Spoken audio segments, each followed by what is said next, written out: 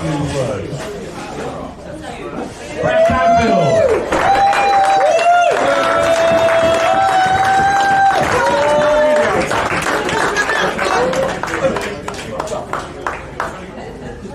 Thank you. Sit down now. Yeah, no, thank you. Right, you lot. Thank you. You've had your fun. Now it's the time to listen to someone who is a bit special. Oh no, that's what I'm supposed to say when the speaker comes on. Sorry, got that the wrong way round. Ladies and gentlemen, it is my pleasure to welcome you to the 8th annual St George's Day lunch.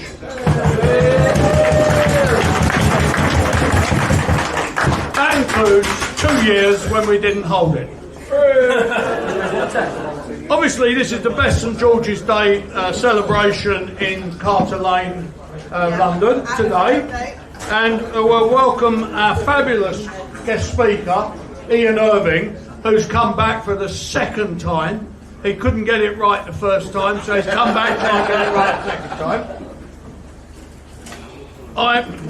I had a little bit of a problem with my run-up to this meeting by not actually printing off my speech. So I'm trying some new technology, and over there Malcolm, who extols these things, right? So it could be a Put the phone close, the microphone close. okay. It could be a complete and total disaster, right?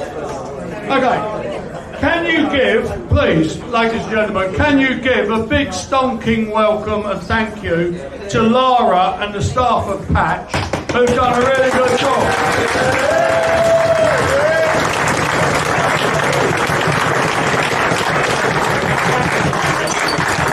Secondly, this event is difficult to organise, and Mark, Tracy, Kelly and Paul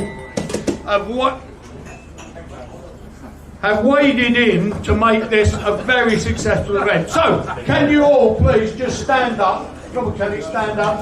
Tracy, Paul. No, not too many. Paul. Thank you very much.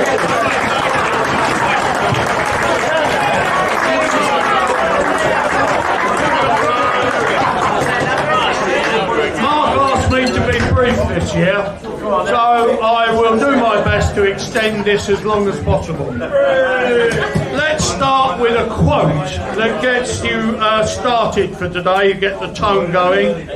A Hungarian-born Anglophile said, and I'm going to quote this Hungarian Anglophile, the world still...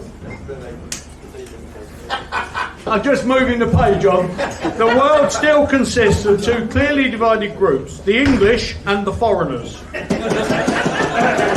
One group consists of around 53 million people and the other 4.5 billion people. The latter group clearly does not matter. So that's a Hungarian. However, we have a couple of welcome visitors today.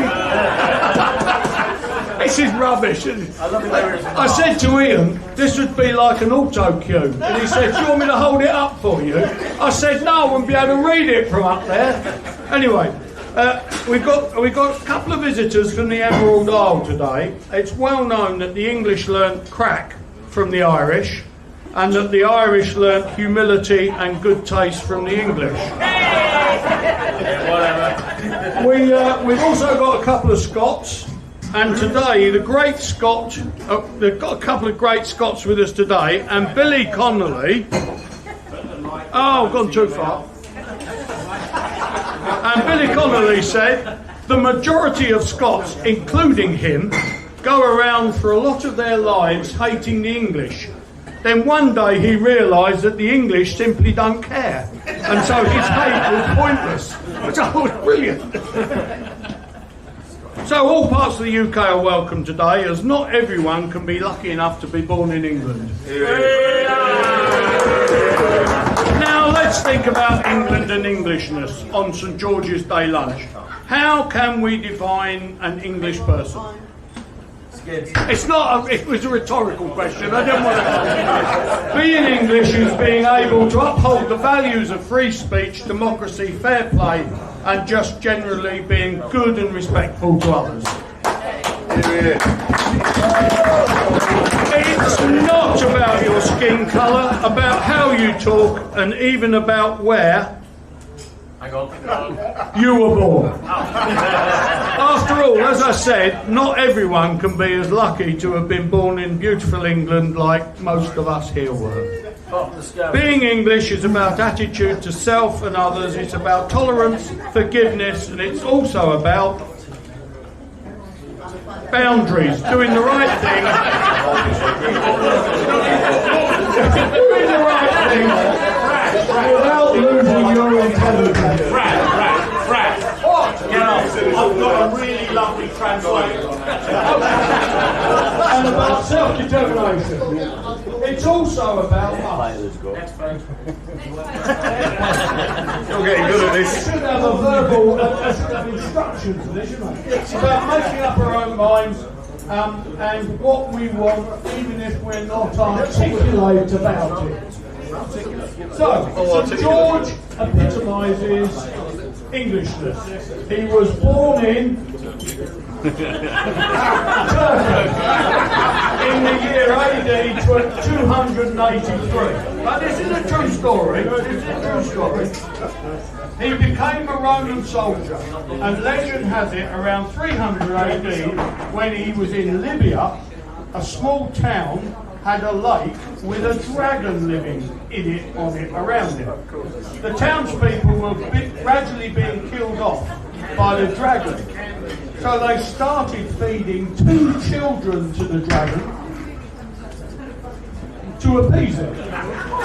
When they ran out of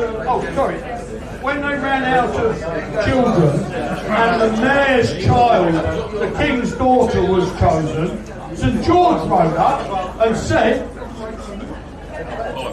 I will kill the dragon to save your daughter. Now, not only was St George not English, not only was he not our patron saint, but he's also the patron saint of Portugal, Venice, Beirut, Malta, Ethiopia, Georgia, Barcelona, Palestinian territories, Serbia, Lithuania. So, an Englishman, by adoption, not born here, never lived here, but celebrated every year by the English. That's